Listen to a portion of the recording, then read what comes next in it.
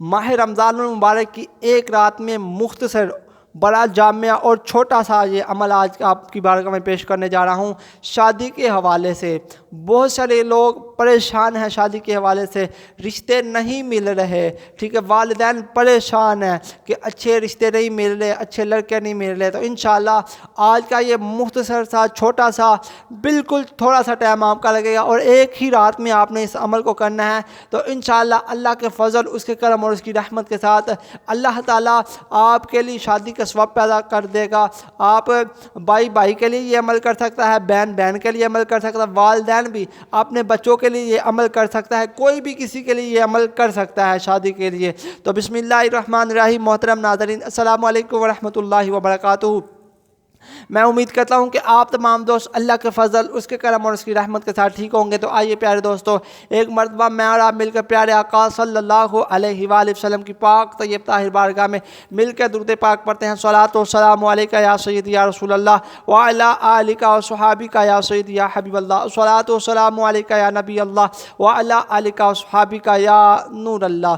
پیارے دوستو، ماہ رمضان المبارک اپنی برکتیں لٹا رہا ہے، اپنی رحمتیں لٹا رہا ہے۔ تو ماہ رمضان المبارک میں دعائیں قبول کی جاتی ہیں۔ ایک حدیث پاک کا مفہوم ایسے ملتا ہے کہ جو اللہ کریم جل شانہ کی بارگاہ میں مانگتا ہے اللہ تعالیٰ سے محروم نہیں کرتا، یعنی کہ عطا کرتا ہے۔ تو خوب شاعری اور افطاری میں دعا کیا کرے، اللہ تعالیٰ آسانیاں پیدا عطا فرمائے۔ اور میں سب کے لیے ایک مرتبہ سب سے پہلے دعا کرتا ہوں کہ یا اللہ، جو لوگ اپنے بچوں اور بچیوں کے رشتوں کے لیے پریشان ہیں، اللہ انہیں نیک اچھے رشتے عطا فرما۔ جن کے رشتے نہیں ہو رہے، اللہ والدین پریشان ہیں، ان کے لیے اچھے رشتے عطا فرما تاکہ وہ اپنے بچوں اور بچیوں کے فریضے ادا کر سکے۔ بھائی بھائی کے لیے یہ عمل کر سکتا ہے۔ تو چلتے ہیں اپنے وظیفے کی جانب۔ آپ نے کرنا کیا ہے، جب آپ نے 11 رمضان المبارک کا روزہ افطار کر لینا ہے، 11 اور 12 کی درمیانی شب کو یہ آپ نے عمل کرنا ہے۔